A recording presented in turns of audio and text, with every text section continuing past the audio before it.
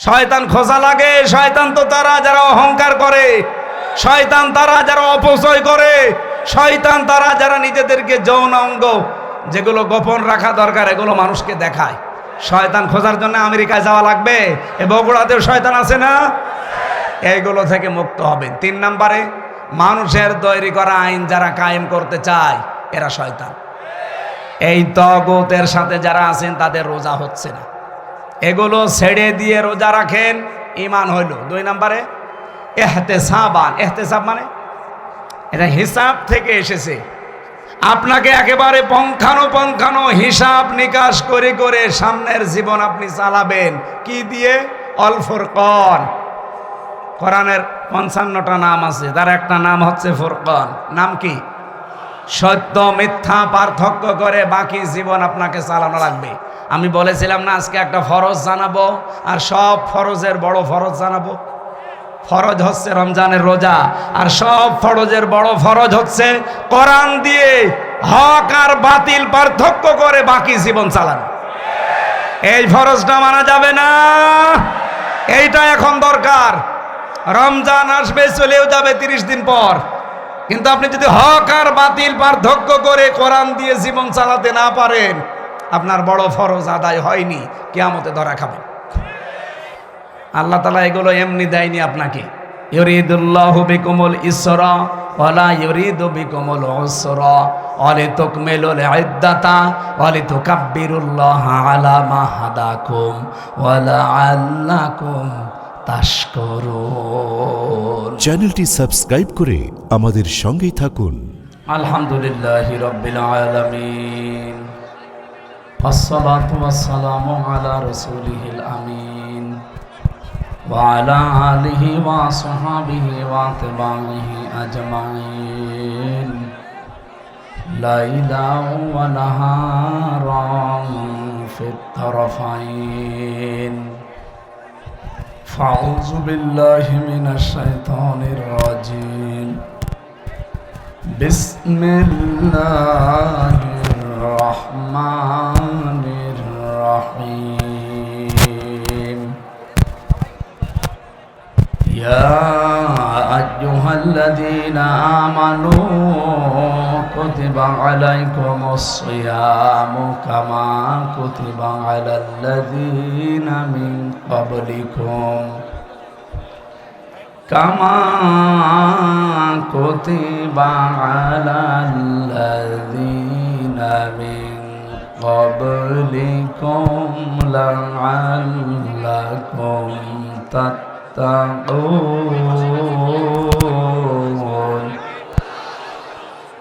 সাদাকতা ইয়া রাব্বানা।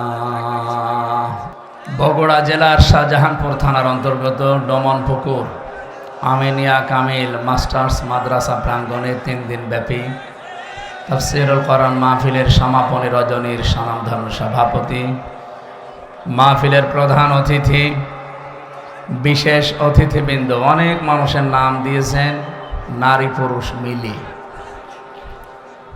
এই যে মোসাম্মদ মনিরা পারভিন, উপাধ্যক্ষ অত্র মাদ্রাসা, মানে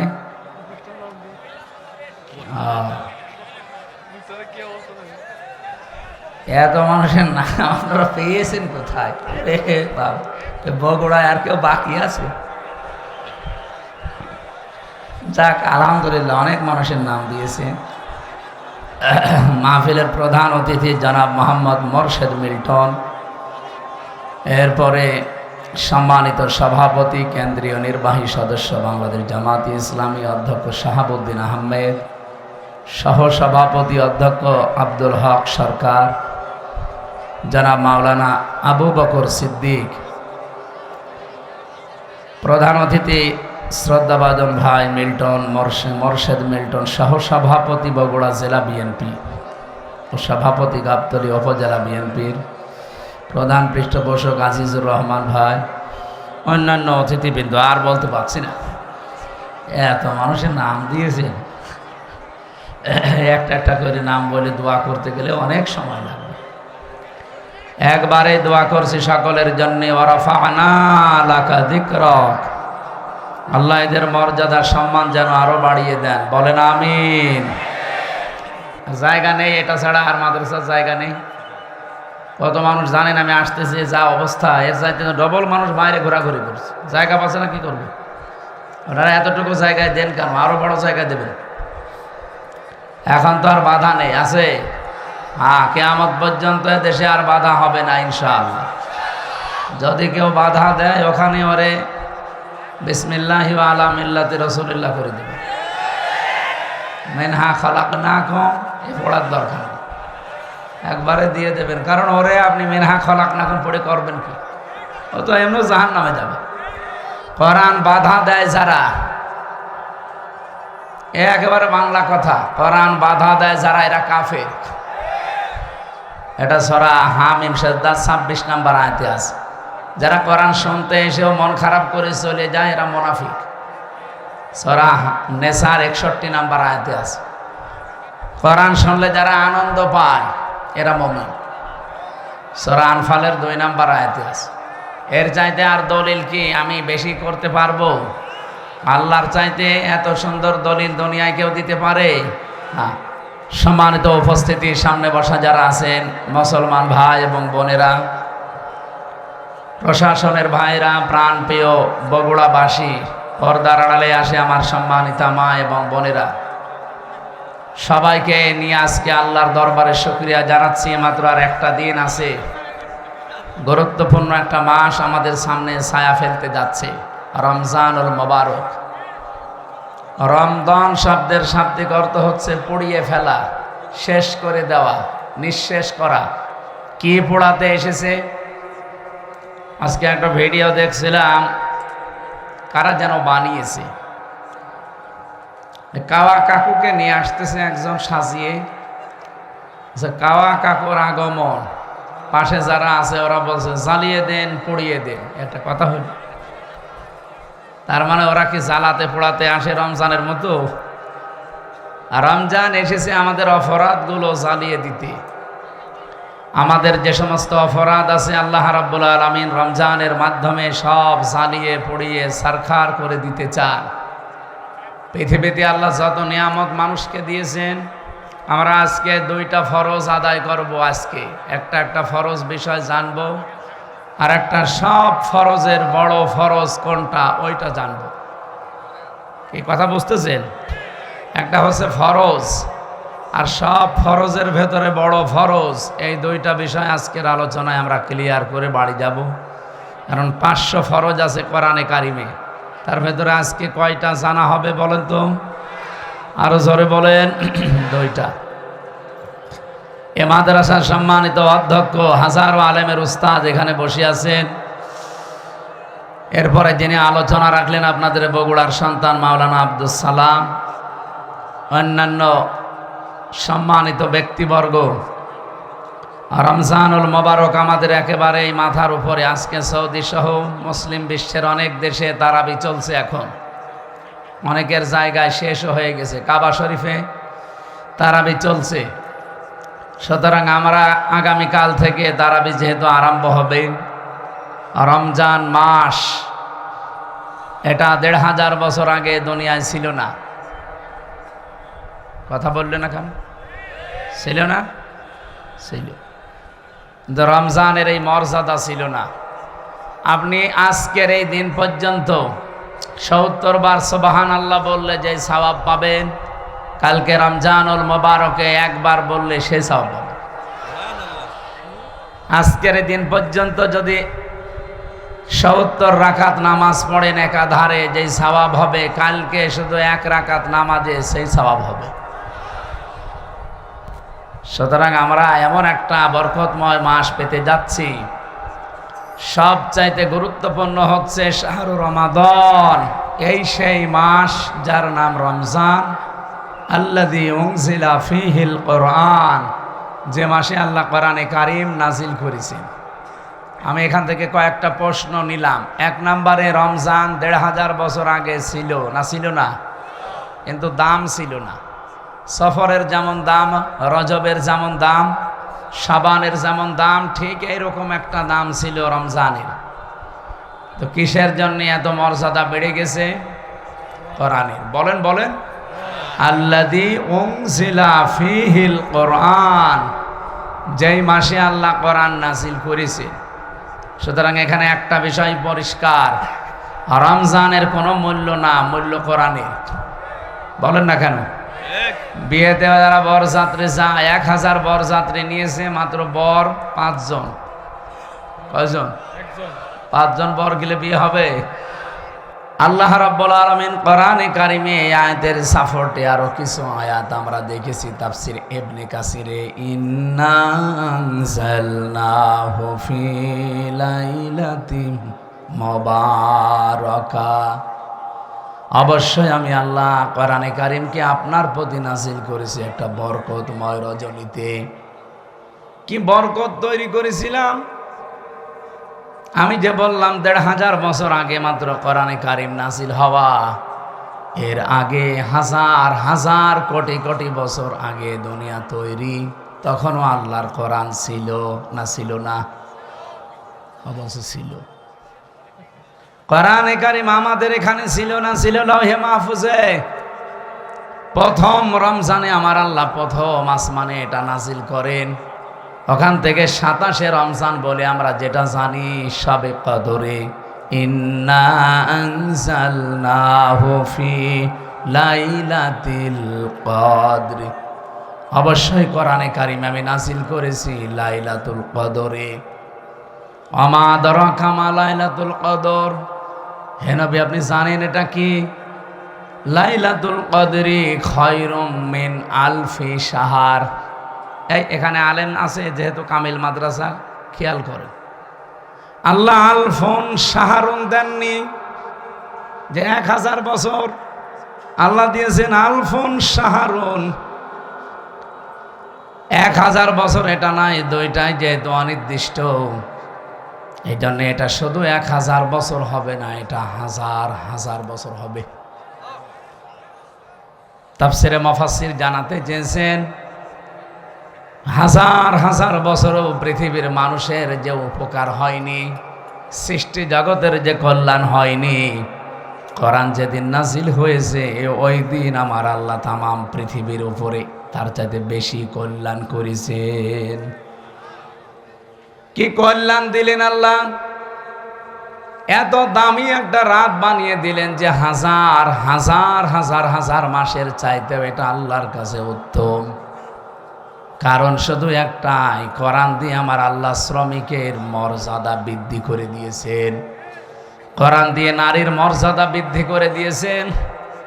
এত বেশি মর্যাদা আল্লাহ শ্রমিককে দিয়েছেন, বিশ্বনবী জানিয়েছেন আল কাসিবু হাবিবুল্লাহ। শ্রমিক যারা কাজ করে খায় এরা সাধারণ মানুষ থাকে না, এরা আল্লাহর বন্ধু হয়ে যায়। বাংলাদেশের নিয়মটা আলাদা। এদেশে যারা কাজ করে না, খালি মেরে খায়, এরা আল্লাহর বন্ধু। কে কথা বলে না কেন? 48,000-এর উপরে দরবার আছে এই দেশে। আপনি একটা দরবারের মানুষকে দেখান তো যে দরবারে মানুষ কাজ করে খায়? কোনো কাজ নেই, শুধু হাদিয়া তোফা আসবে বিভিন্ন মুরিদদের। সাতক্ষীরায় আমি এক পীর পেয়েছিলাম, ওনার 12,000 নাকি মুরিদ। প্রত্যেকবার বছরে 2 বার করে অনুষ্ঠান দেয়। বলেন তো, যদি 10 টাকা করেও এক একজন মুরিদ দিয়ে যায়, 12,000 মুরিদ বছরে 2 বার দিলে যা টাকা উঠবে, ওর জীবনে আর কিছু করা লাগবে ওই বছরে। 48,000 এটা যে সরকারি জরিপে বলছিলাম, বাইরে আরো বেশি আছে। আমি যেটা এখান থেকে আপনাদের জানাতে চাই, এই যে হাজারো দরবারগুলোতে কোনো কাজ কামের ব্যবস্থা নেই, খালি মানুষ বসে খাবে এই চিন্তা করে। অথচ মানুষকে আল্লাহ বানিয়েছে কঠোর পরিশ্রম করার জন্যে। লাকাদ খলাকনাল ইনসানা ফি কাবাদ। অবশ্যই আমি আল্লাহ মানুষকে বানিয়েছি কঠোর পরিশ্রমের মধ্য দিয়ে। বিজ্ঞান জানিয়েছে মায়ের জরায়ুতে যখন সন্তানটা পড়ে, তার মানে বাবার এই বীর্যটা 1 ফোঁটা যখন পড়ে, এক ফোঁটা বীর্যের ভেতরে কমপক্ষে 40 লাখ আমির হামজা তৈরি হতে পারে। ওখান থেকে তারা প্রতিযোগিতা করে, দৌড় দিতে আরম্ভ করে। ফি করারিম মাকিন, যেটা মায়ের সুরক্ষিত জায়গা, ওই পর্যন্ত যেতে কত প্রতিযোগী শেষ পর্যন্ত পায়ের সাথে ধাক্কা লেগে হয়তো পড়ে যায়, মায়ের জরায় দেওয়ালের সাথে ধাক্কা লেগে পড়ে যায়। ওই পর্যন্ত পৌঁছায় হয়তো 1 জন 2 জন 3 জন 5 জন 7 জন 13 জন পর্যন্ত। বলেন তো, আমরা প্রত্যেকেই কিন্তু এই প্রতিযোগী ছিলাম। জীবনটা শুরু হয়েছে আমাদের কঠোর পরিশ্রম দিয়ে। মায়ের জরাও পর্যন্ত কেউ যেতে পারে না। আমার বোন, আমার ভাই যারা আমার সাথে ছিল সব পেছনে পড়ি মারা গেছে। আমি হামজা একা ওই ফি করারিম মাকিন সুরক্ষিত এই জায়গা পর্যন্ত আল্লাহ আমারে পৌঁছিয়ে দিয়েছে। ওখান থেকে শুরু করে 40 দিন, এরপরে 40 দিন, এরপরে 40 দিন, এভাবে 6 মাস পর্যন্ত একটা মানুষের ভেতরে ক্ষুধা আসে না। 6 মাসের পরে যখন ক্ষুধার উদ্রেক দেখা দেয়, রব্বুল আলামিন মায়ের মাসিক অসুখ বন্ধ করে তখন নাভির সাথে তার যোগ করে দেয়।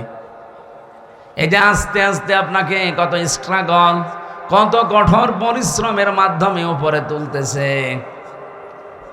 এরপরে যখন পৃথিবীতে আপনি আসেন, এরম একটা চাপ খেয়ে আসা লাগে। যারা নর্মাল ডেলিভারিতে আসে, এমন একটা চাপ দেওয়া হয় মায়ের জরায়ুতে। কান, মুখ, নাক যা আছে বিভিন্ন জায়গা দিয়ে কিন্তু বদ রক্ত বের হয়ে চলে যায়। বিজ্ঞান এখন জানিয়েছে এই তথ্যটার উপরে ভিত্তি করে কষ্ট মাপার একটা পরিমাপ আছে, যন্ত্র আছে। এই যে বিশাল প্যান্ডেল দেখতে পাচ্ছেন, যদি আজকের সভাপতিকে বলা হয় এটা আপনি একটু মাপ দিয়ে দেন তো, উনি এটা দাড়ি পাল্লায় তুলে দেবে। হ্যাঁ, এটা মাপ দেওয়ার একটা যন্ত্র আছে না? ফিতা দিয়ে মাপবে, গজ দিয়ে মাপবে। এই যে জ্বর যদি হয় আমার শরীরে, এটা মাপার জন্য একটা আলাদা যন্ত্র আছে না? কি কথা বলে না কেন? এই নাম কি? থার্মোমিটার। দুনিয়াতে প্রতিটি জিনিস পরিমাপ করার জন্য আলাদা আলাদা যন্ত্র আমরা জানি আছে। গতবার গাবতলী থেকে আসার সময় এই মাহফিলে আমি বের হয়েছিলাম, ওখান থেকে 9টা থেকে এই জায়গায় এসে 10টায় উঠবো। কিন্তু ওসি সাহেব আমার এমন তাড়া দিয়েছে, এক তাড়ায় প্রায় 1.5 কিলোমিটার শুধু দৌড়িয়েছি, তা মাঠের ভেতরে। এই আগস্টের 5 তারিখের পরে ওই ওসি সিরাজগঞ্জ গোল চত্বরে দেখা করছে রাত 2টার সময়। আমি চা খাচ্ছি বসে, আমি, আব্দুল বারী রশিদি ভাই, এরপর হোসাইন আহমেদ, মাহফুজ, আরও 2 জন ছিল। এসে বলছো, হুজুর মাফ করে দিন। কে ভাই আপনি? আমি ওই সেই গাবতলী থানার ওসি। আরে শয়তান, এইদিকে তোরাই তো খুঁজছি, কোথায় ছিলি এতদিন? বলছো, হুজুর আমারে বদলি করে দিয়েছে, আমার নামে বিভাগীয় মামলা হয়েছে, আমি এখন কক্সবাজারে ওই টেকনাফে আসি চুরি করি। মাফ করবো, আগে টাকা ফেরত দেন। ওই দিন আমারে তো ধরতে পারেননি, গাড়িটা ধরিয়ে, ড্রাইভারে ধরিয়ে, আব্দুল বারী রশিদিরে ওর গাড়ি ধরিয়ে, আব্দুল সালামের গাড়ি ধরিয়ে আপনারা 1,13,000 টাকা নিয়েছেন। ওই টাকাগুলো ফেরত দেবেন, এরপরে আপনার মাফ হবে। হুজুর টাকা নেই, মাফ কিসের? 7 দিন সময় দিলাম, টাকা ফেরত দেওয়া লাগবে। টাকা ফেরত দিয়েছে 1 লাখ। পুলিশ যে টাকা ফেরত দেয় বাংলাদেশে মনে হয় এই প্রথম। তাছাড়া আপনি পেয়েছেন, পুলিশ 10 টাকা পেলে ছাড়ে না। আমি প্রথম জেলখানায় গিয়েছিলাম যখন থানার হাজতে ছিলাম, ওখান থেকে যখন জেলে নিয়ে যাবে কয়েকজন তো দেখতে গেছে, বের হওয়ার সময় আমার কাছে টাকা ছিল মাত্র 10 টাকা। আমার বলছো টাকা, বলছে টাকা পাবো কোথায়? বলছে না, আমরা জানি আপনাকে যারা দেখতে এসেছিল কিছু দিয়েছে। ওরে আল্লাহ, তো জিব্রাইল সব বলে দিচ্ছে। শেষে 10 টাকা দিলাম, তাও খুশি। যারা 10 টাকা বলেন তো পাওয়ার পরে আর ছাড়তে চায় না, তারা 1 লাখ টাকা ফেরত দিয়ে দিল। এ কি দেখেছে? আমার 13,000। হুজুর মাফ করে দিন। যা, তোরে মাফ করে দিলাম, অন্তত লক্ষাধিক টাকা তো ফেরত দিল। তো সেই জায়গা থেকে আজকের এই ডোমন পুকুর। আমি এর আগেও একবার না দুইবার এসেছিলাম। ওই আপনাদের ওই যে কি এমপি ছিল একজন বাবলু সাহেব, উনি থাকতে। এরপরে তো 3 বছর গেল ভেতরে, আসতে পারি নাই। গত বছর আসার চেষ্টা করেছিলাম। অনেকেই খারাপ ধারণা করেন দাওয়াত নিয়ে আসে না। না, আমার এই রেকর্ড বাংলাদেশে নেই। আমি হাসপাতাল থেকেও বলি যে দরকার হয় অ্যাম্বুলেন্সে করে নিয়ে যেয়ে বসিয়ে রাখেন, ওদেরকে খালি চেহারা দেখি আমি আবার ভর্তি হব। কিন্তু আমি শুনলাম যে গতকাল যিনি মাহফিলে দাওয়াত নিয়েছিলেন, ওই যে সেই ছোট হুজুরটা, ওটা নাকি আসে নাই। ও পরশু দিনও আমার সাথে ছিল পাবনায়, আসে নাই। এর আগে ছিল আমার সাথে ময়মনসিংহ, আসে নাই। কি করে কি দাওয়াত ওরা নিতে বলে কি?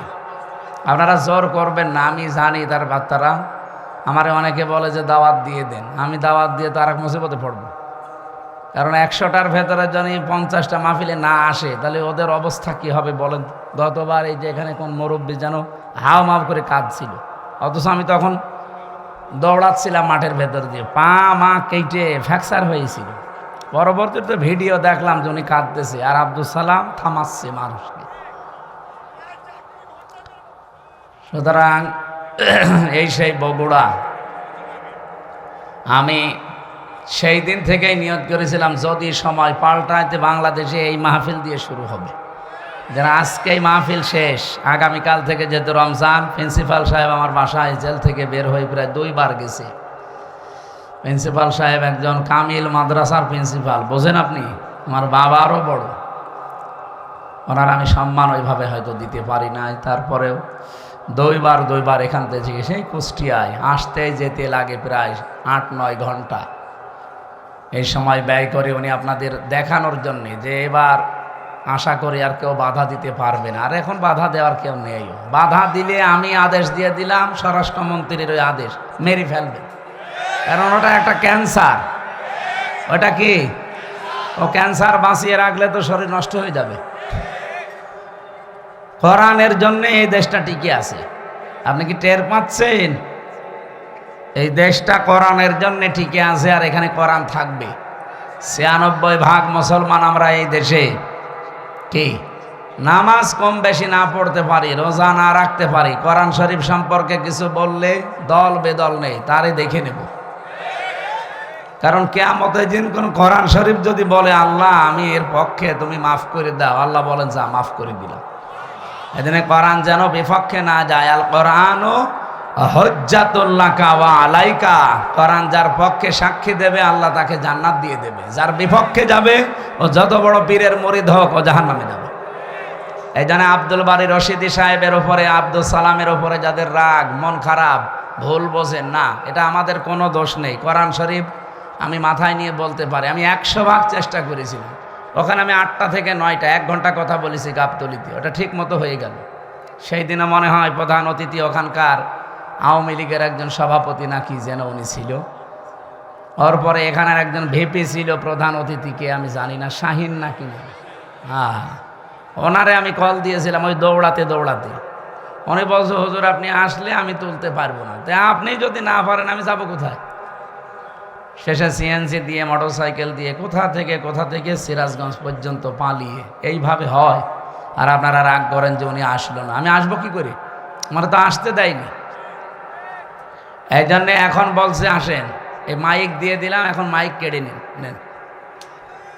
কোন মায়ের দুধ খেয়েছেন আমি দেখবো, আসেন। মাইক ছেড়ে দিলাম, কেড়ে নিন।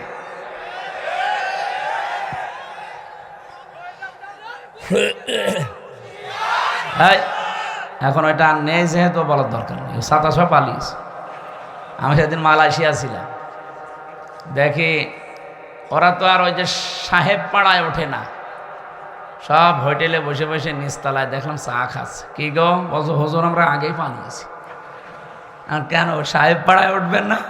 ওখানে একটু মায়ের খাবো, সব তালা লাগানো, ওখানে উঠতে পারবো না। এদেশে বাংলার জনগণ আছে, পিটিয়ে ভর্তা বানিয়ে ফেলবে। কি করলেন আপনি বলেন? 15.5 বছর যায় মারিং কাটিং করলেন, এখন নিজেও খেতে পারেন না, আমাদেরকেও খেতে দিলেন না। কি কথা বলেন? এখন যত টাকা পাচার করেছিলেন, টাকাগুলো যদি এই দেশে থাকতো, এই যে প্রায় 36 লাখ যুবক এখন বেকার, এদের বেকার থাকা লাগে? বাইরের দেশে যারা রাস্তা ঝাড়ু দেয়, টয়লেট পরিষ্কার করে, রুটি বানায়, আমি নিজে দেখেছি। কেন এই কাজ করা লাগবে বাইরে যে? এ দেশটা এত সমৃদ্ধশালী আর এত সম্পদ আল্লাহ এখানে দিয়েছে, বাইরের রাষ্ট্রগুলো পাগল হয়ে যাচ্ছে। বিশেষ করে চীন তো পাগল হয়ে যাচ্ছে দেশটাকে উন্নত করার জন্য। শুধু টাকা ঢালবে, আপনি টাকা নেই তো কি দেখে ঢালবে তারা? এতদিন যে মানুষগুলো দায়িত্বে ছিল, আমাদের যারা ছিল এরা তো না, দায়িত্ব তো পালন করেছে দাদারা যা বলেছে তাই করেছে।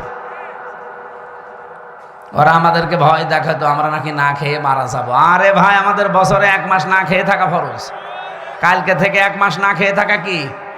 বলেন কেন?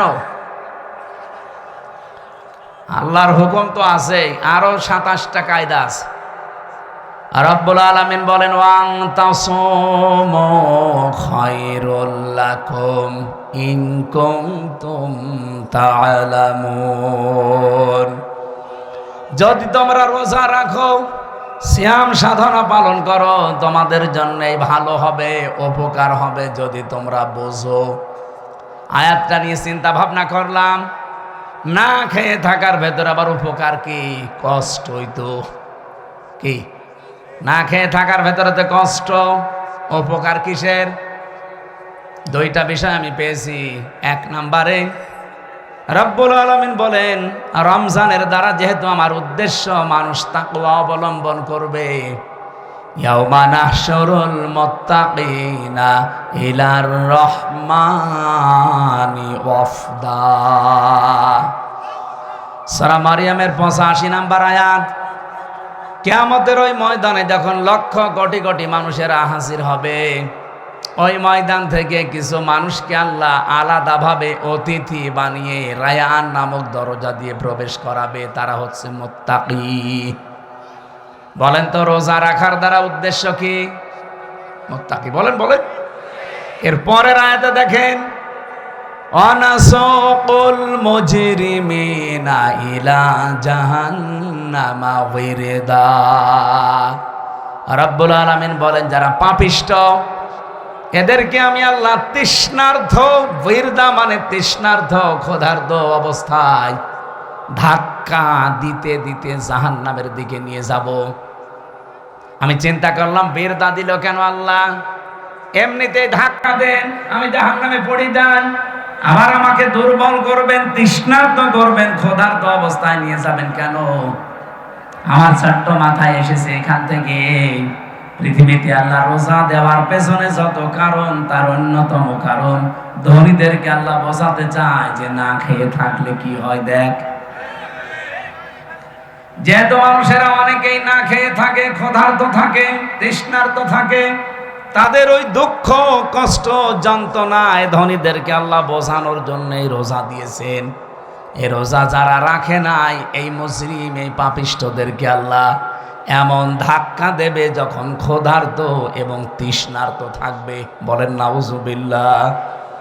রোজা রাখার দ্বারা 3 নম্বরে উপকার যেটা, মানুষ যেহেতু মুত্তাকি হবে, দুনিয়ায় যেহেতু মুত্তাকিদের অনেক কষ্ট হয়, এই জন্যে মুত্তাকি মানুষগুলো শুধু চোখ বন্ধ করতে দেরি হবে। ওয়া উজলিফাতিল জান্নাতু লিল মুত্তাকিনা গায়রা বাঈদ। রব্বুল আলামিন বলেন, আমার মুত্তাকি বান্দাদের দুনিয়ার জীবন শেষ হলে ওদের আর কোনো কষ্ট নেই, এমনকি জান্নাতেও হেঁটে যাওয়া লাগবে না। উজলিফাত এ শাব্দিক অর্থ হচ্ছে নিকটবর্তী করে দেবে আল্লাহ। আপনাকে জান্নাত ডাক দিয়ে কাছে নিয়ে তারপরে ঢোকাবে, আপনাকে হেঁটে জান্নাতে যাওয়া লাগবে না।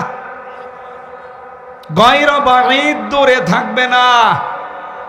জান্নাত আপনার একেবারে কাছাকাছি আল্লাহ পাক পৌঁছিয়ে দেবে। জান্নাতের নিয়ম হচ্ছে, জান্নাতের কোনো দরজা বন্ধ থাকে না। হাত্তা ইযা জাউহা ওয়া ফুতিহাত আবওয়াবুহা ওয়া ক্বাল। এই আয়াতটা আমি জেলখানায় যেয়ে বুঝেছি। এর আগে আমি বহু তাফসির পড়েছি, আলেম যারা আছেন তাদেরকে বলছি। এবার আপনারা হয়তো এটা জেনেছেন কিনা আমার জানা নেই। জেলে যাবার পরে আয়াতটা আমার কাছে ক্লিয়ার হয়েছে এইভাবে, আল্লাহ পাক জাহান্নামের যত জায়গায় বর্ণনা দিয়েছেন কোরআনে, জাহান্নামের দরজাগুলো বন্ধ থাকবে এই কথা আছে। জাহান্নামের দরজা কি থাকে? সব বন্ধ থাকে সব সময়, 24 ঘন্টা অলওয়েজ। এইটা পেয়েছি আমি। হাত্তা ইযা জাওহা ফতিহাত আবওয়াবুহা, এখানে মাঝখানে ওয়া নেই। আল্লাহ পাক বলেন জাহান্নামের ফেরেশতারা যখন ধাক্কা দিতে দিতে ওকে জাহান্নামের গেটে নিয়ে যাবে, জাহান্নামের দরজা তো সব সময় বন্ধ থাকে। যিনি দারোয়ান ফেরেশতা আছে, মালিক দায়িত্বে, তিনি দরজা খুলে দেবে। প্রবেশ করার সঙ্গে সঙ্গে আবার দরজা আটক হয়ে যাবে। কিন্তু জান্নাতের দরজা কোনো সময় আল্লাহ বন্ধ রাখে না, 24 ঘন্টা ওপেন রেখে দেয়। এই মানুষগুলো যখন জান্নাত কাছে নিয়ে এসে আপনাকে প্রবেশ করাবে, জান্নাতের দরজা তো বন্ধ নেই, খোলাই থাকবে। জেলখানায় গিয়ে আজটা বুঝলাম এইভাবে। আমি এর আগে জানতাম না যে জেলখানা এভাবে 24 ঘন্টায় বন্ধ থাকে। কিন্তু এখন দেখলাম যে জেলখানা কিন্তু 24 ঘন্টা তালা লাগানো।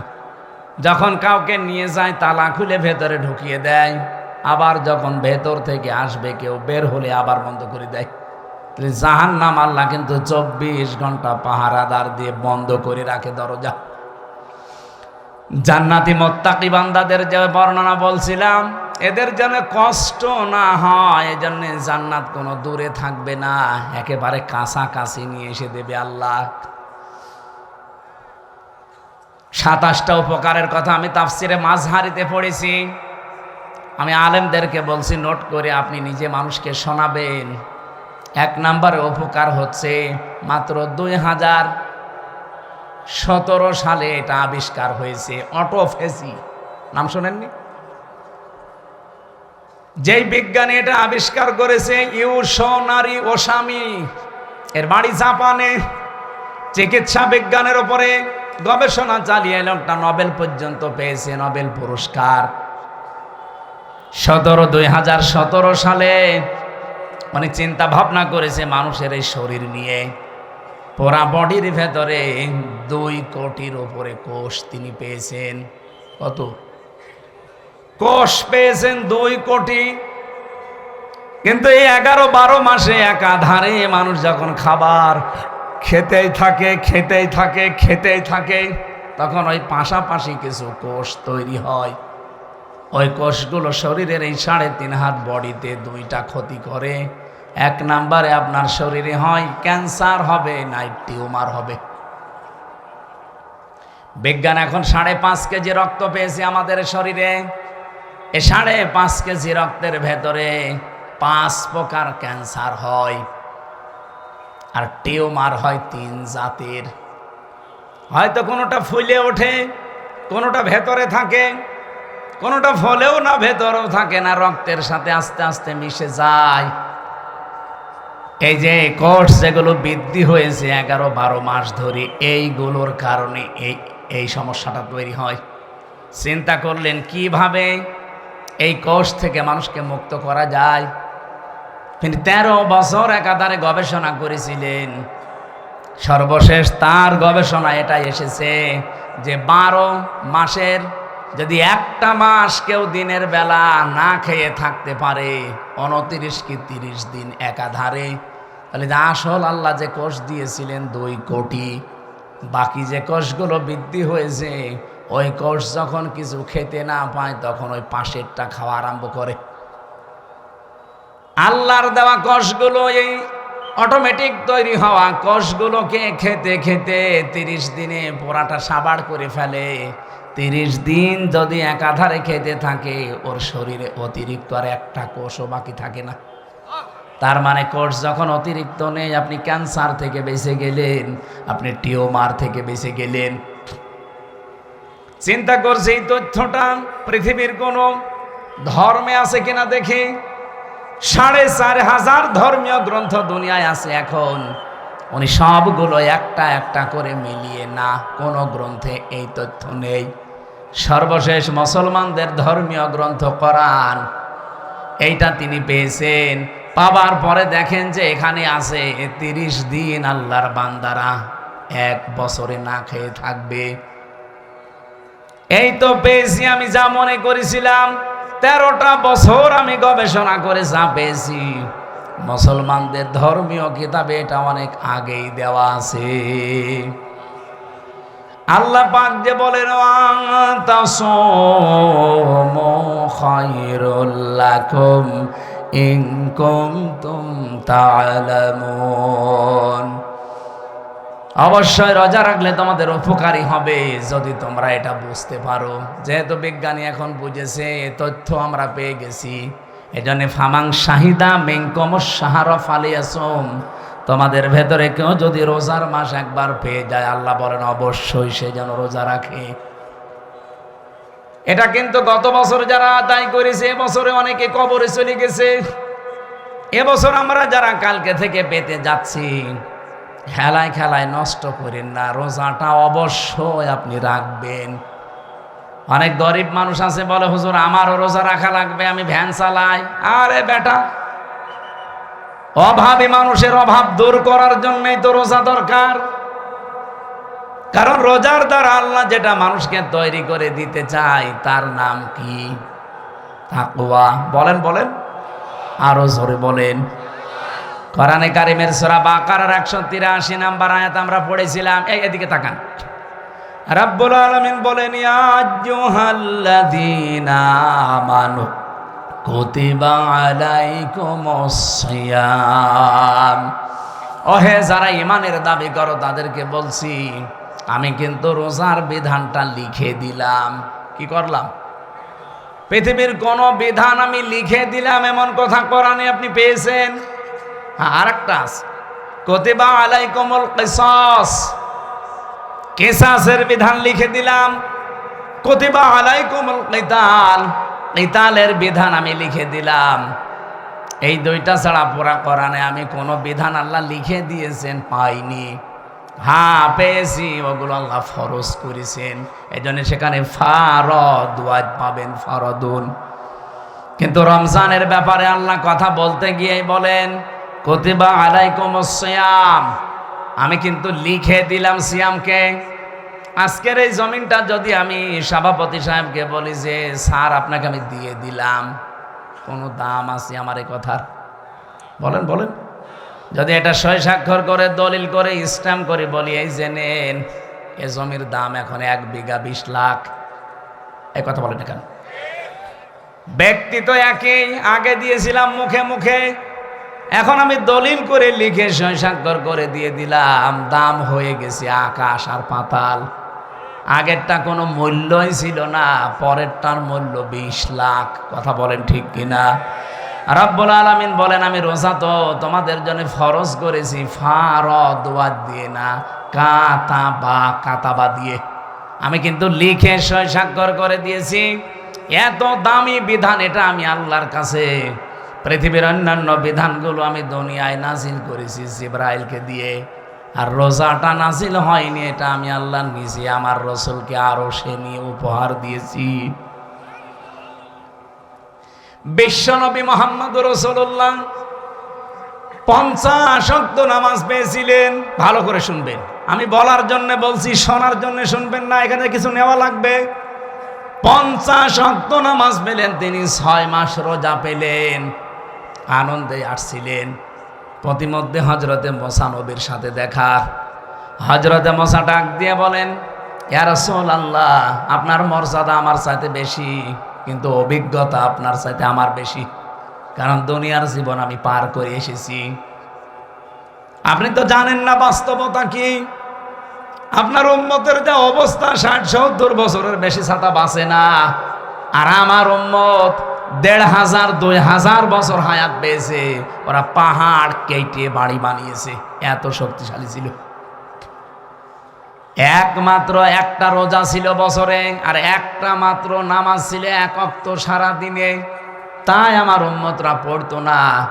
আর আপনার উম্মত এত ওয়াক্ত নামাজ দিয়েছে, 6 মাস রোজার আপনি আনন্দ করেন, পারবে না। আপনি যান আল্লাহকে একটু কমান। উনি একবার, দুইবার, তিনবার, চারবার, 9 বার ফেরত পাঠিয়েছিলেন। প্রতিবার 5 ওয়াক্ত করে আল্লাহ কমিয়েছেন 5 নং 45 ওয়াক্ত। হযরত মুসা বললেন না, হবে না, আরেকবার যান। বিশ্ব নবী বলেন, হে ভাই মুসা, কি বলেন আপনি? আল্লাহ আমারে দিতে চান আর আপনি বলেন কমান। আমার লজ্জা করছে, আমি আজ যেতে পারবো না। আমার উম্মতের ব্যাপার আমি জানিও, পড়বে কি না পড়বে আমি দেখব, আমি আর যাব না। সঙ্গে সঙ্গে জিবরাইলকে ওই জায়গায় পাঠিয়ে দিয়েছিলেন। তখন তিনি 6ষ্ঠ আকাশে আছেন। রব্বুল আলামিনের ফেরেশতা জিবরাইল এসে বলে, ইয়া রাসূলুল্লাহ, আল্লাহ আমাকে পাঠিয়েছেন 2টা বিষয় জানানোর জন্যে। 1 নম্বরে, আল্লাহ যেহেতু সিদ্ধান্ত নিয়ে রায় দিয়েছেন, ওয়াতাম্মাত কালিমাতু রাব্বিকা সিদকাও ওয়া আদলা লা মুবাদদিলা লিকালিমাতিহি ওয়া হুয়াস সামিউল আলিম। বলেন আল্লাহু আকবার। সূরা আনআম 115 নম্বর আয়াত। খুব ভালো করে খেয়াল করবেন, এখনই সেই শিক্ষাটা আসবে। এটা নিয়ে বাড়ি যাওয়া লাগবে, শুধু এসেছেন চলে যাবেন না। এই জন্য আমি মাহফিল করি না, আমি কিছু দেব এমন যেটা কোরআন হাদিসের সাথে মিলে গেলে আপনাকে নিয়ে বাড়ি যাওয়া লাগবে। কথা বলেন না কেন? যে এখানেই রেখে চলে যান, তাহলে আপনার ওয়াজ শুনতে আসার দরকার কি? বলেন তো, বাড়ি নিয়ে যাবেন কি না? এই বাড়ি নিয়ে যাবেন না? আওয়াজ পাওয়া যাচ্ছে না, যাবেন? রব্বুল আলামিন 1 নম্বরে বলেন, আমার কোরআনে যত তথ্য আছে সব সত্য। 2 নম্বরে, যত তথ্য আছে সব ইনসাফপূর্ণ। 3 নম্বরে, আমার কথা কোনোদিন রদবদল হবে না, পরিবর্তন হবে না। আল্লাহর কথা যেহেতু পরিবর্তন নেই, আপনি বারবার এসেছিলেন, এই জন্য আপনার কনসিডারের কারণে আল্লাহ কমিয়ে দিয়েছেন। আল্লাহ যেহেতু ওটা লিখে ফেলেছেন একবার, ওটা আর পরিবর্তন রদবদল হয় না। আপনার উম্মতদেরকে বলে দেবেন, যদি তারা 5 ওয়াক্ত নামাজও সঠিকভাবে শিক্ষা নিয়ে পড়তে পারে, আর 1 মাস রোজা যদি হক আদায় করতে পারে, আল্লাহ পাক তাদেরকে 6 মাস রোজা রাখা 50 ওয়াক্ত নামাজ পড়ার সওয়াব দিয়ে দেবে। সেই উম্মত আমরা, সেই রোজা আমাদের সামনে। বগুড়াবাসী, এখান থেকে 3 নাম্বার যে কায়দাটা, লা মুবাদদিলা লিকালিমাতি, যেটা জিবরাইল আলাদাভাবে শুনিয়েছেন, হে নবী, আপনার শুধু কনসিডারের কারণে আল্লাহ কিন্তু কমিয়েছে, কিন্তু সওয়াব কমাবে না।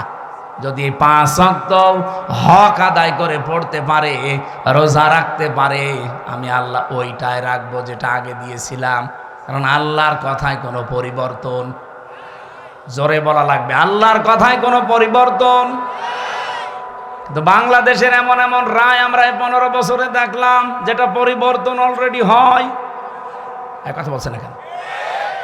এটিএম আজহারুল ইসলামের রায় দিয়েছিল যারা, শুনলাম নাকি কিয়ামত হয়ে গেলেও পাল্টাবে না, অথচ 3 দিন আগেই পাল্টিয়ে গেছে। এখন কিন্তু মঞ্জুর হয়েছে, উনি রিভিউ করতে পারবে, উনি শুনানি করতে পারবে। তার মানে এতদিন যা রায় ছিল, বোঝা যাচ্ছে এগুলো সব মিথ্যা। আমার মনে হয় এই সালাউদ্দিন কাদের চৌধুরী, মাওলানা মতিউর রহমান নিজামী, এই মানুষগুলো যদি এখন বেঁচে থাকতেন, আর যদি আগস্টের 5 তারিখের পরে যে পরিবর্তন দেখতে পাচ্ছি, ওনাদেরটাও এখন খারিজ হয়ে যেত, এখন আবার ওনাদের জামিন মঞ্জুর করানো যেত। হ্যাঁ, কিছু বদনসিব মানুষ আছে যাদের ভাগ্য খারাপ, এই মানুষগুলো এখন আরম্ভ করেছে এই 25 তারিখের পর থেকে, যে না, ওনার সাজা হয়ে গেছে, ওনার মঞ্জুর করা ঠিক হয়নি। সাজা হয়ে গেলে যদি তার এটা আপিল ডিভিশনে মঞ্জুর করা ঠিক না হয়, তার এক জিয়া সাহেবের 9 বছর সাজা হয়েছিল, তার স্ত্রীর 3 বছর সাজা হয়েছিল। এই কথা বলছে না কেন? খালেদা জিয়ার 6 বছর সাজা হয়েছিল। কেন তাদেরকে সাজা থেকে মুক্ত করে মুক্ত জীবনে তাদেরকে ফিরিয়ে দেওয়া হবে? ওনাদের মামলা, ইনাদের মামলা, সাজা তো সবারই এক। আপনি কেন পক্ষপাতিত্ব করেন? এই কথা যদি কেউ বলে, আল্লাহর অভিশাপ তার উপরে, তার বিবেক বুদ্ধি সব মারা গেছে। সালাউদ্দিন কাদের চৌধুরী চট্টগ্রামের, উনি বেঁচে থাকলে এখন মুক্ত জীবনে ফিরে আসতে পারতেন। আমার যতটুকু বাস্তবতায় ধারণা, হাসিনার আমলে 15.5 বছরে যারাই মিথ্যা মামলা, মিথ্যা সাক্ষীর কারণে জীবন নষ্ট হয়েছে, কোনো বিচার লাগবে না, কোনো রায় লাগবে না, সব ছেড়ে দেওয়া লাগবে। কিসের বিচার? ও তো সব বানিয়ে বিচার করেছিল। নয়তো খালেদা জিয়ার নামে যে মামলা দিয়েছে, আপনি বলেন তো, এতিমের টাকা আত্মসাৎ করা মামলা, এই টাকা আরো 6 ডবল বৃদ্ধি হয়েছে, তারও তো আরো নোবেল দেওয়া দরকার, আর তারে আরো 6 বছর জেলে দিয়েছে। এগুলো কেন দিয়েছে? এক কাপড়ে তারে বাড়ি থেকে বের করে তারে 6 বছর জেলে, এমনকি এই কঠিন অবস্থায় তারে ফেলে রাখা ট্রাক দিয়ে বাড়ির সামনে, সবগুলো হাসিনার শুধু রাগের বহিঃপ্রকাশ। ও কিন্তু অলরেডি বলেও ফেলেছে যে আমি ওই বাড়ি থেকে খালেদাকে তাড়িয়ে দেব, একবার নিয়ত করেছিলাম, সেই নিয়ত উনি দেখালো। ম্যাডাম ওই দিন এক কাপড়ে বের হয়ে যে কান্নাকাটি করেছিল, তামাম দুনিয়া কেঁদেছে তার কান্না দেখে। অথচ এখনো পর্যন্ত অনেক মানুষ বলছে না, ওগুলো সব ভুলে গেছি, বাবা শাহজালাল সব হালাল। হালাল করবেন? হালাল করে কি হয়েছে ইতিহাসে? 54 বছরের দিকে তাকান, কি হয়েছে আপনি টের পাচ্ছেন? 75 সাল থেকে শুরু করে আপনি তাকান, যাদেরকে এভাবে হালাল করেছেন তারা কি বাঁশটা দিয়েছে। বাঁশ দেওয়ার সময় তো একটু চেঁচে ছুলে দেয়, তাও দেয়নি, পুরাটাই দিয়েছে। এখন যদি আবার সব হালাল করে নেন, এমন বাঁশ দেবে না জীবনে বাপ বলার সময় পাবেন না। সুতরাং আল্লাহ যখন অলরেডি একটু সময় করে দিয়েছে, একটু দেখার চেষ্টা করেন বাংলাদেশে আল্লাহর বিধানটা কায়েম হলে কেমন দেখা যায়। সবই তো দেখলাম, কিছুই তো হয়নি। দল মত নির্বিশেষে এটা করা দরকার না? 50 ওয়াক্ত নামাজ দিয়েছিল, 50 ওয়াক্ত নামাজ শুধু পড়ার জন্য আল্লাহ দেয়নি, বলেছিল নামাজ কায়েম করবা।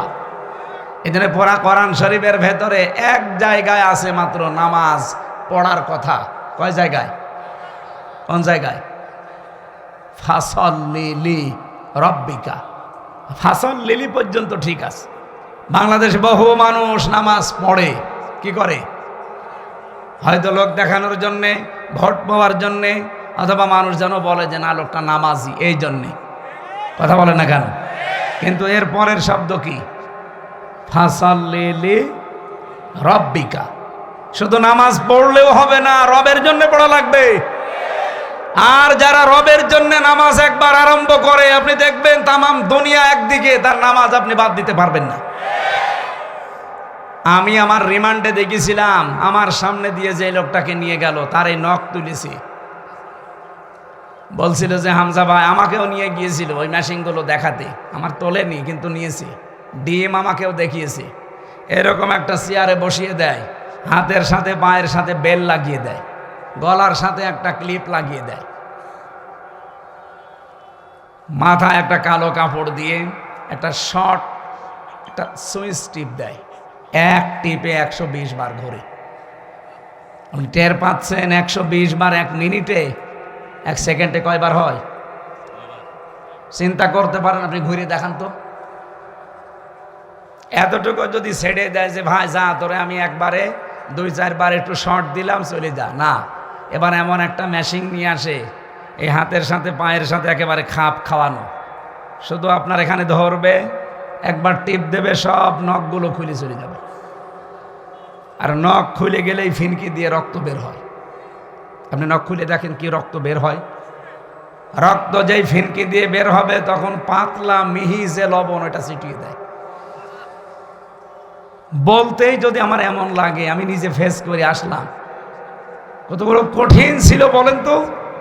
আপনি একটু নিজেকে কোনোদিন আয়না ঘরের সামনে দাঁড় করান, যে ব্যারিস্টার আরমান 8 বছর ছিল ওই ঘরটায়, এদিকে 3.5 হাত, এদিকে 1.5 হাত, সামনে টয়লেট দেওয়া, যার কোনো দরজা নেই, কোনো দেওয়াল নেই, ওদের সামনে বসে টয়লেট করা লাগবে। আমি নিজে করেছি। জেলখানায় তো তাও অন্তত 1-1.5 হাত টয়লেটের দরজা দেওয়া আছে, আর ওখানে কোনো দরজা নেই, আবার পার সাথে চেন বাঁধা থাকে। আপনি কতক্ষণ থাকতে পারবেন এইভাবে? 2 দিন, 5 দিন, 7 দিন। ওটা লোক 8 বছর কাটিয়েছে। 10 বছর কাটিয়েছে আমান আজমি ভাই। এখনো পর্যন্ত অনেকে জালেমের সাফাই গায় আর বলে না এটিএম আজহারুল সাজাপ্রাপ্ত মানুষ, ওনারে মামলায় জামিন দেওয়া হবে কেন? ওরে জবাই করা দরকার শয়তান। হাসিনার আবার মামলা কিসের? ও তো যা করেছে সব রাগে পড়ে ওর বাবার ওই হত্যার প্রতিশোধ নেওয়ার জন্য। ওর বাবার নাম শুনলে আজ পর্যন্ত কোনো মানুষ এ কথা বলেছে যে শহীদ বঙ্গবন্ধু? না, আমি পাইনি। কিন্তু আপনাদের বগুড়ার সন্তান শহীদ জিয়া নাম শুনলেই মানুষ আগে শহীদ বলে। কেন? এমনি এই শব্দটা তো খেলাচোরা জিনিস না যে যাত্রার নামের সাথে লাগিয়ে দেবেন। শহীদ হওয়া কত বড় দামি জিনিস আল্লাহর কাছে জানেন? শহীদরা মরে গেছে এ কথা বলাও নিষেধ, শহীদরা মরে গেছে ধারণা করাও নিষেধ। কত দামি শব্দ! এই জন্য আমরা শহীদ বঙ্গবন্ধু আজ পর্যন্ত কারো মুখে শুনি না, কেউ বলেও না। হ্যাঁ, এতটুকু বলে যে ওনারে ওইভাবে মারা ঠিক হয়নি, ওনারে টুকরো টুকরো করার দরকার ছিল। কিন্তু শহীদ জিয়ার নাম শুনলে আপনি বলেন, নাম শুনলে আগে মানুষ শহীদ বলে। উনি যে কাজটা করে দিয়েছিলেন আরাফাতের ময়দানে, ওনার জীবনে কি কবুল হবে না হবে আমি জানি না, তবে এই কাজটা আমার মনে হয় আল্লাহর ভালো লেগেছে। লক্ষ লক্ষ মানুষ সেখানে যে ছায়ায় আশ্রয় পায়, আমি নিজেও সে আশ্রয়ে ছিলাম ছায়ায়। মন থেকে এমনি দোয়া আসে, আল্লাহ এই ছায়াটা যিনি দিলেন তৈরি করে, তার মাথার ওপর তোমার কুদরতের ছায়া তুমি দিয়ে দিও। আরাফাতের ময়দানে হাজিদের দোয়া আল্লাহ ফেরত দেয় না, কবুল হয়। লক্ষ লক্ষ হাজিরা এই দোয়া করে শুধু ওই নিম গাছের জন্যে, কবুল হবে না? আমিও মন থেকে লোকটার জন্য শ্রদ্ধা এবং সম্মান নিয়ে দোয়া করি, আল্লাহ যেন শহীদ জিয়াকে শহীদ হিসাবে কবুল করে এবং তাকে যেন মাফ করে দেন। বলেন আমিন। এই জিয়া পরিবারটা আপনারা জানেন একটা মাজলুম পরিবার। তার একটা ছেলেকে মেরে ফেলেছে, বউটাকে জেলে রেখেছিল, একটা ছেলে তো বাইরে। কত বড় কঠিন পরিস্থিতি পার করলো। অথচ এই দলের ভেতরে এখন বাম আর রাম দুই গ্রুপ হয়ে একটা অলরেডি দাদা বাবুদের সাথে বাবা শাহজালাল সব হালাল করার চেষ্টায় আছে। তার একটা গ্রুপ যেটা ডানপন্থীরা এত কঠোর, কোনো ভারত না কোনো পাকিস্তান না, এই দেশ চলবে আমাদের নিজেদের ভোটে। আর আমরা এইটা চাই। এদেশের মাতব্বরি কোনো ভারত না, কোনো চীন না, কোনো পাকিস্তান না, কোনো সৌদি আরব না, এখানে চলবে আমাদের মন মতো। যেহেতু ৯৬% মুসলমান এখানে আমরা বাস করি, আমরা আল্লাহর গোলাম পরিচয় দেই, সুতরাং আমরা আল্লাহর বিধান এখানে চাই। এ ব্যাপারে কারো যদি দ্বিমত থাকে হাত তোলেন, তোলেন। নিরপরাধ কোন মানুষকে এই 15.5 বছরে যাই করেছেন, নিরপরাধ কোন মানুষকে আমরা আর নিরপরাধ কোন মানুষকে 1 সেকেন্ডও জেলে রাখতে চাই না।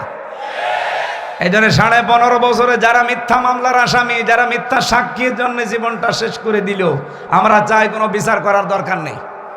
আইন মন্ত্রণালয়ের যিনি দায়িত্বে আছেন, আপনি ঢাকা ভার্সিটির একজন শ্রদ্ধাভাজন স্যার, আপনার সম্পর্কে অনেক কিছু তথ্য এখন সামনে আসছে। আশা করছি সাপ তুলতে যে কি কেঁচো খুঁড়তে যে আবার সাপ বেরিয়ে যেন না আসে। এটা আমার সামনে শুধু এই 10,000 20,000 মানুষ না, এখন 18 কোটি মানুষ আমার সামনে, এটা রেকর্ড হচ্ছে, সারা দুনিয়া চলছে। সবার পক্ষ থেকে আমি আহ্বান জানাচ্ছি আমার ইমানের দাবি থেকে, এটিএম আজহারুল ইসলামকে নিঃস্বার্থে মুক্তি দিয়ে তার কাছে ক্ষমা চাওয়া হোক। এই কথা বলেন না কেন? এই বৈধ দাবিতে আপনারা নেই? কারা আছেন দেখি তো ভাই, লিল্লাহে তাকবীর। দেখেন তো হাত তোলেনি কে?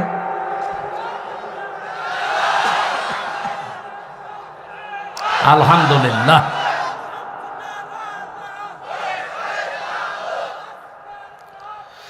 আমার ভাইরা,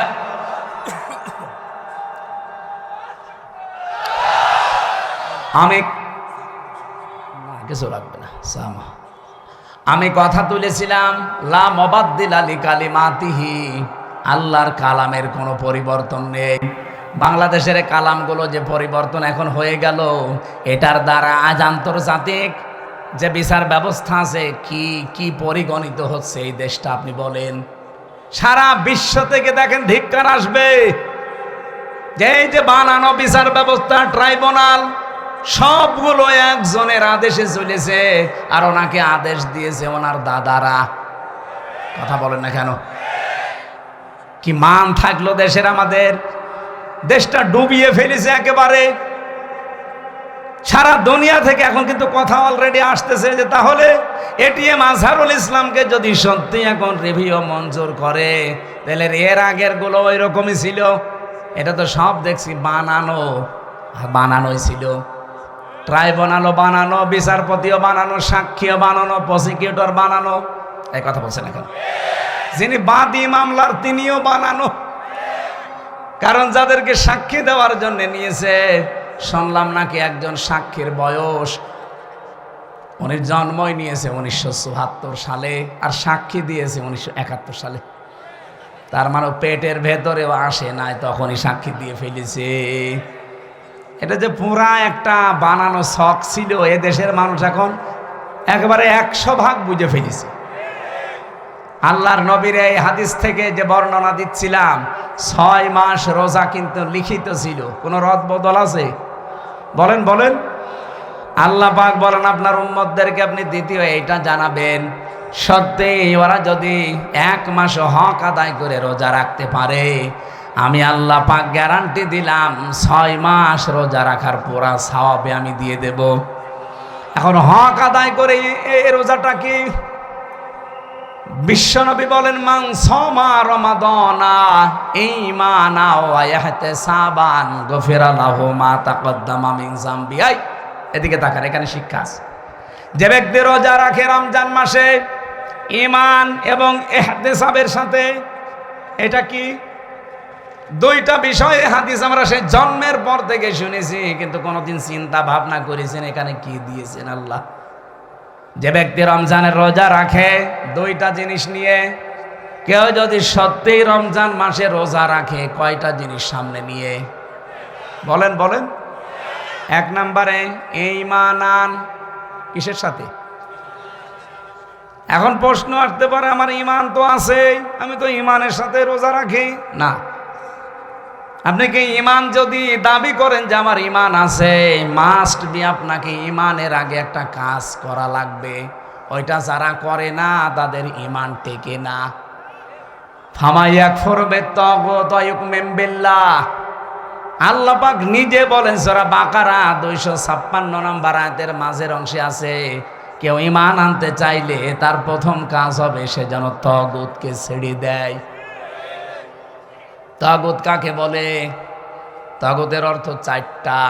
1 নাম্বার তাগুত হচ্ছে ওই শক্তি যে আল্লাহর হুকুম নিজে মানে না, অন্য কেউ মানবে মানতেও দেয় না।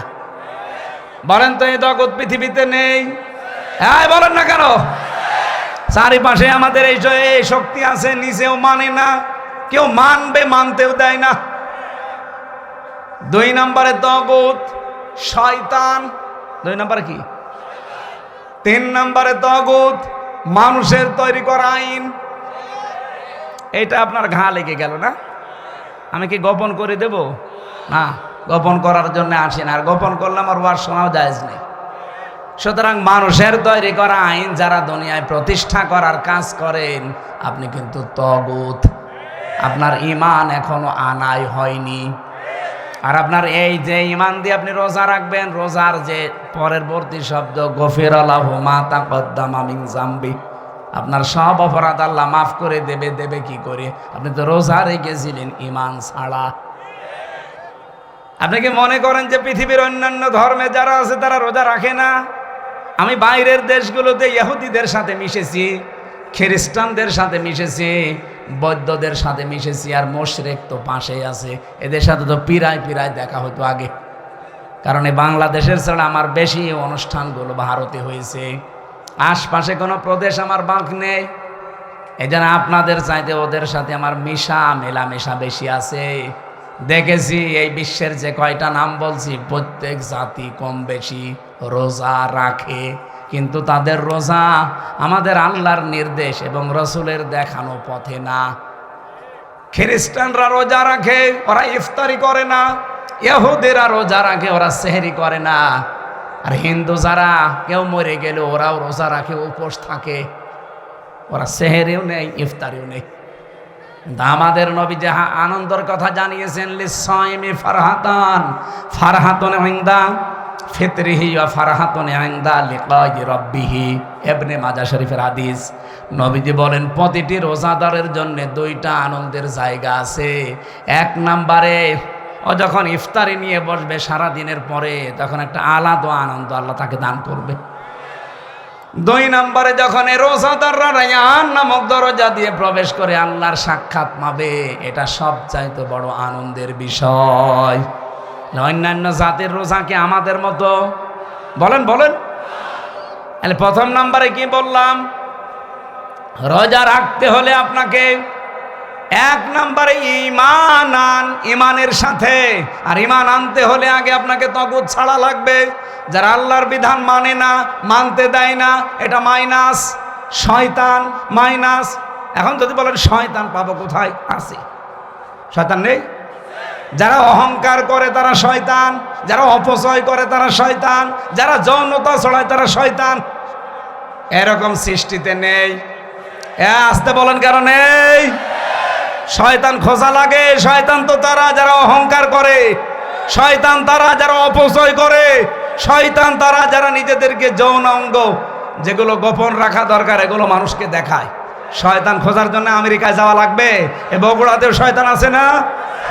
এইগুলো থেকে মুক্ত হবেন। তিন নম্বরে মানুষের তৈরি করা আইন যারা কায়েম করতে চায় এরা শয়তান। এই তাগুতের সাথে যারা আছেন তাদের রোজা হচ্ছে না, এগুলো ছেড়ে দিয়ে রোজা রাখেন, ঈমান হইল। দুই নম্বরে ইহতিসাবান। ইহতিসাব মানে এটা হিসাব থেকে এসেছে। আপনাকে একেবারে পঙ্খানো হিসাব নিকাশ করে করে সামনের জীবন আপনি চালাবেন। কি দিয়ে? অল ফুরকান।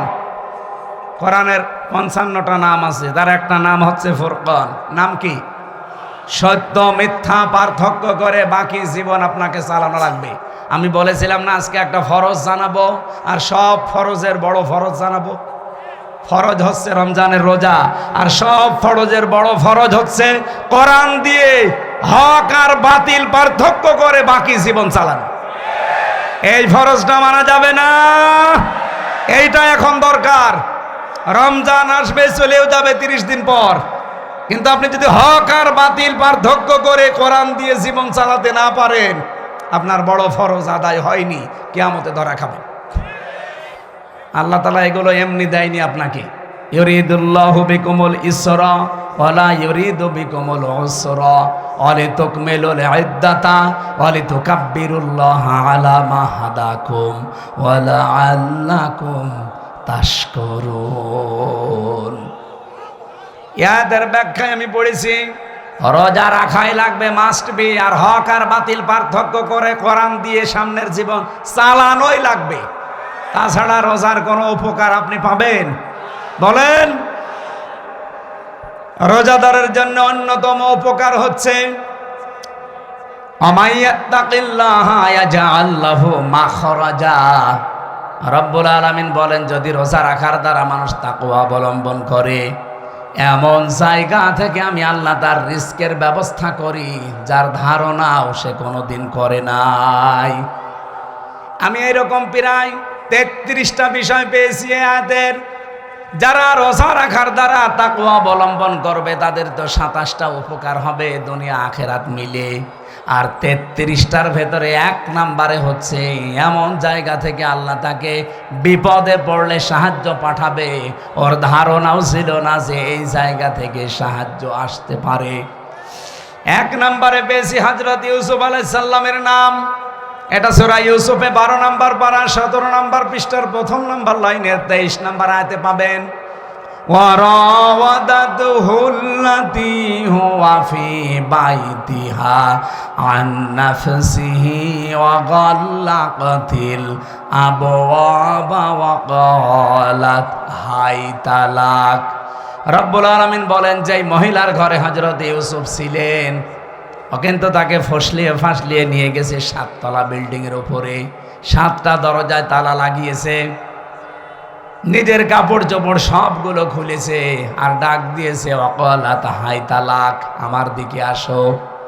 হযরত ইউসুফ প্রথমে তিনি বললেন ক্বালা মাআযাল্লাহ ইন্নাহু রাব্বি আহসানা মাসওয়ায়া ইন্নাহু লা ইউফলিহুজ জালিমুন।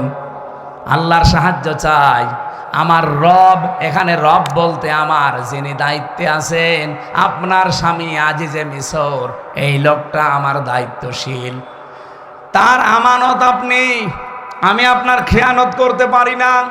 ইন্নাহু লা ইউফলিহুজ জালিমুন। এই খেয়াল করেন, ইউফলিহু এটা মজারে, বর্তমান ভবিষ্যৎ, প্রেজেন্ট ফিউচার। ইউসুফ নবী ওখানে যে মহিলাকে উদ্দেশ্য করে কথা বলছিলেন, ওখানে মহিলা কয়জন ছিল? আরো জোরে বলেন। তাহলে একজন দিলে জালেম দিতে পারতেন, জালিমুন দিলেন কেন? হযরত ইউসুফ যদিও জুলাইখাকে উদ্দেশ্য করে কথাটা বলতে চেয়েছেন, কিন্তু কিয়ামত পর্যন্ত হাজারো জুলাইখার বোন আসবে। কথা বলেন না কেন? হযরত ইউসুফ আল্লাহকে জানাতে চেয়েছিলেন এবং ওই মহিলাকে শোনাতে চেয়েছিলেন, কোনদিন কোন জালেম সফল হচ্ছে না, হবে না। ওই আয়াতটা কোরআনে এখনো আছে না নেই? আরো জোরে বলেন, আছে না নেই? সুতরাং যারা জালেম হবেন, চর্মচোখে মনে হবে হ্যাঁ অনেক কিছু পাচ্ছি, অনেক উন্নতি হচ্ছে, যদি জুলুম আপনার ভেতরে পাওয়া যায়, আল্লাহর কসম কোনদিন আপনি সফল হতে পারবেন না। যে জায়গার ইচ্ছা করেছিলেন ওখানে যাওয়ার আগে আপনার পতন হবে। পৃথিবীর কোন জালেম সফল হয়নি এর আগে, কোনদিন আর হবে? যদি হয় তাহলে আয়াত মিথ্যা হয়ে যাবে, আল্লাহ তার কোরআন মিথ্যা করবে। এজন্য কোন জালেমকে আল্লাহ সফল হতে দেয় না। আর জালেমের বিরুদ্ধে আল্লাহ নিজে কিয়ামতে মামলা দায়ের করবে। বাংলাদেশে 1628 জন মানুষ দায়িত্বে ছিল, এখনো 100 জনের প্রায় 90 জন ওই রকম মানুষই আছে, যারা এই তিনটার নাম নির্বাচন করেছে, ডিসি, এসপি, টিওনো। আমার মনে হয় এগুলোকে সব এই মুহূর্তে ছাঁটাই করা দরকার।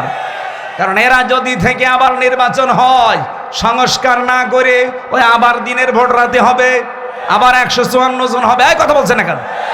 আমরা চাই এগুলো একটাও যেন না থাকে। যারা আছে সবগুলোকে বিদায় করেন। এই 15.5 বছরে যারা বৈষম্যের শিকার ছিল তাদেরকে নিয়ে এসে বসান। আমি কি বেশি বলছি? এটা না করে আবার নির্বাচন করেন, ওই আবার দিনের ভোট রাতে হয়ে যাবে। কারণ সেই ওসি, সেই ডিসি, সেই এসপি, সেই টিওনো এখনো পর্যন্ত আছে না। এই জন্য 1628টা চেয়ারে একটাও পুরাতন মানুষ থাকা যাবে না। গত কয়েকদিন আগে প্রায় 44টা ডিসি অলরেডি পাল্টিয়ে গেছে, তাদের অবসরে দিয়ে দিয়েছে বাধ্যতামূলক। ডক্টর মোহাম্মদ ইউনুস 2 নবীর নাম নিয়ে বসে আছে, মোহাম্মদ আর ইউনুস। কয় নবীর? 2 নবীর নাম নিয়ে কাজ করছে যে না একটাও রাখবো না। যেগুলো জালেমকে সাহায্য করেছে একবারে 54 জন, 44টা ডিসি শেষ। বলছে আপনারা বাধ্যতামূলক অবসরে। বলছে না আমাদের তো এখনো বয়স শেষ হয়নি। বলে না, শেষ হয়ে গেছে। নির্বাচনের আগে হাসিনা যেমন করেছিল, চাচা এরশাদের কাছে যে বলছে আপনি অসুস্থ, বলছে কই আমি তো ভালো। না আপনি অসুস্থ, চলে হাসপাতালে ভর্তি করে একটা ইঞ্জেকশন দিয়ে শুয়ে রেখেছে, থাক। আমার মনে হয় এইটাই করা লাগবে। এই 1628টা যারা আছে একটাও আমরা দেখতে চাই না। আমি নাম নিলাম না, পাশের জেলা নাটোরের সর্বোচ্চ পর্যায়ে যিনি দায়িত্বে ছিলেন, উনি বৈষম্যের শিকার হয়ে 15.5 বছর ওএসডি হয়েছিলেন। পরবর্তীতে এসে একটা দায়িত্ব পেয়েছে, ওনার সাথে আমি গোপনে কথা বলছিলাম। উনি বলছিল হুজুর এখনো পর্যন্ত 100 জনের 90 জন ওই শয়তানরাই আছে।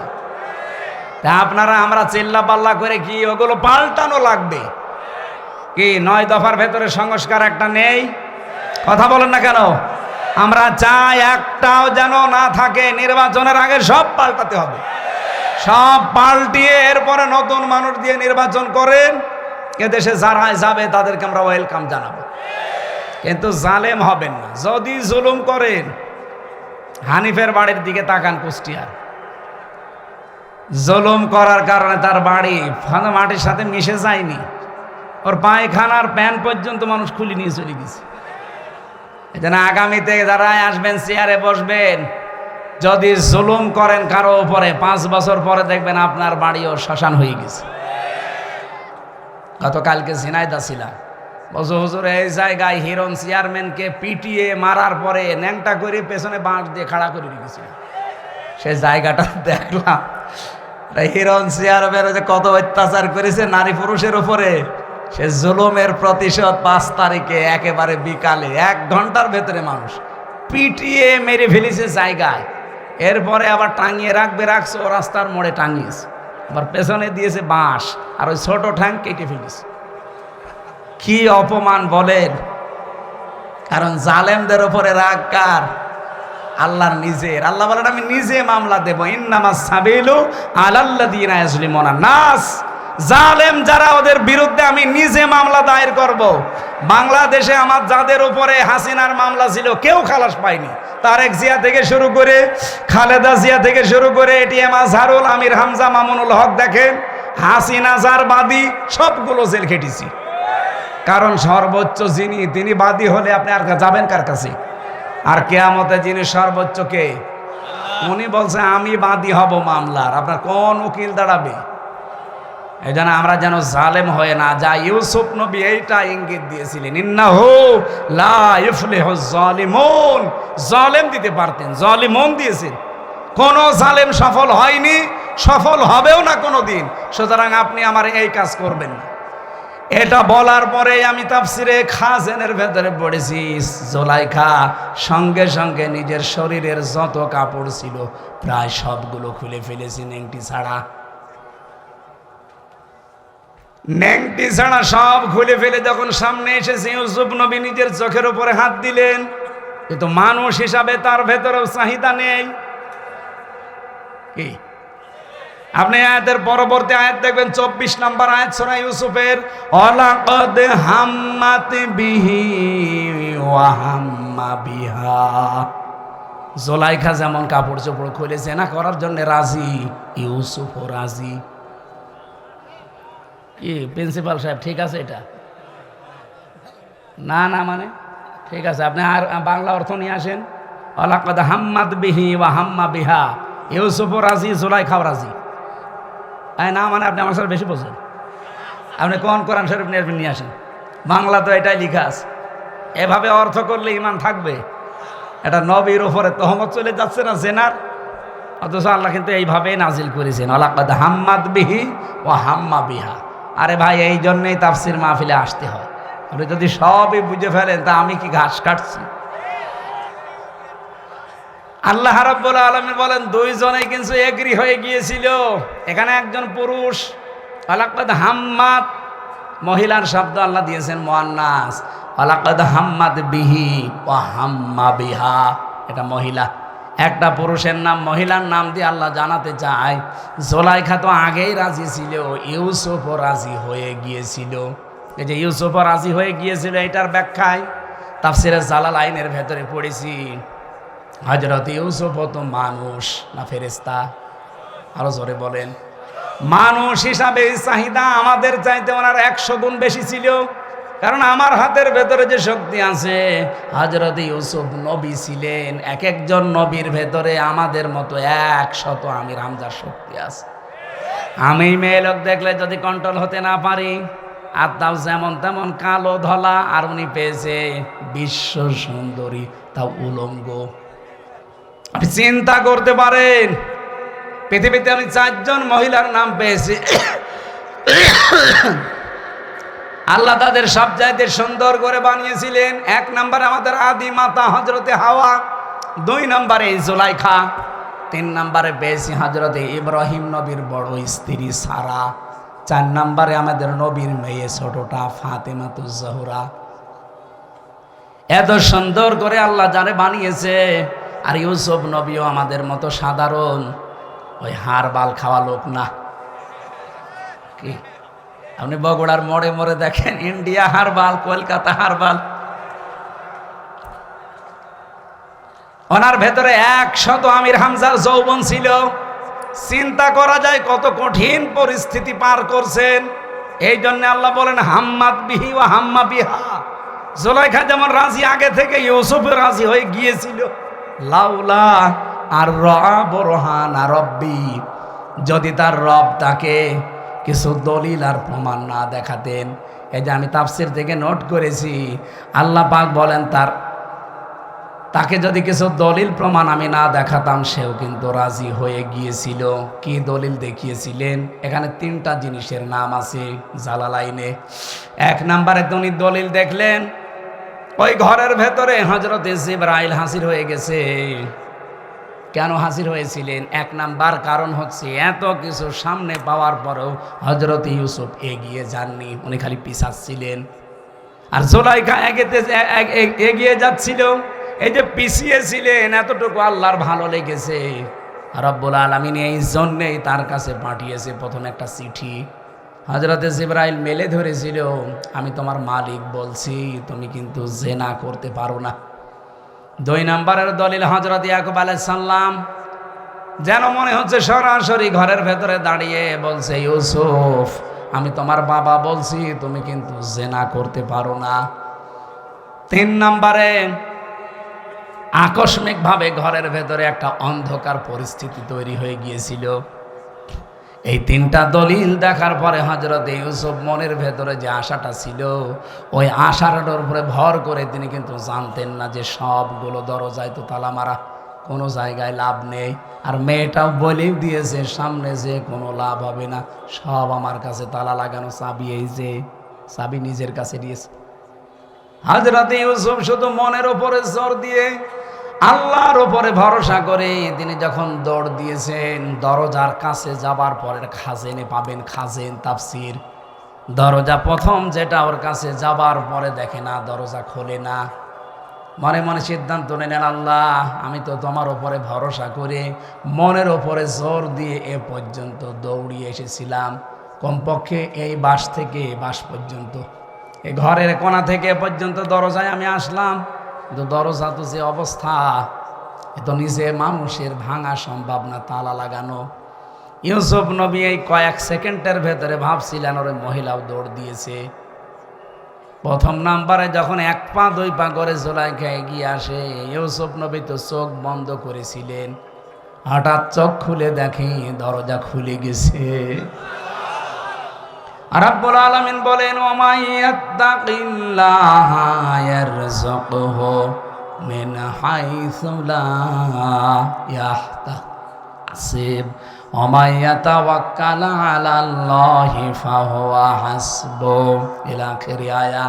সূরা তালাকের 2 এবং 3 নম্বর আয়াতে আছে, আল্লাহর প্রতি কেউ যদি তাকওয়া অবলম্বন করতেই পারে, অবশ্যই আল্লাহ এমন জায়গা থেকে তার রাস্তা তৈরি করে দেয় তার ধারণাও ছিল না। ইউসুফ নবী কোনো দিন ধারণা করে নাই যে দরজা খুলতে পারে। খুলেছে কে? কিসের কারণে? তাকওয়া। বলেন বলেন। আমরা রমজান আল্লাহ দিল এইটা তৈরি করার জন্যে। নারী পুরুষ সত্যি যদি এইটা আজ তৈরি করতে পারি 1 মাসের ভেতরে, আগামী বাকি জীবনে এমন এমন জায়গায় বিপদে পড়বেন, সাহায্য আল্লাহ পাঠাবে যেটার ধারণাও আপনার ছিল না। ওই আল্লাহ এখনো নেই। ওই আল্লাহর দিকে তাকিয়ে রমজানের হক আদায় করে রোজা রাখার চেষ্টা চালানো দরকার। আমি শেষ করে দিলাম।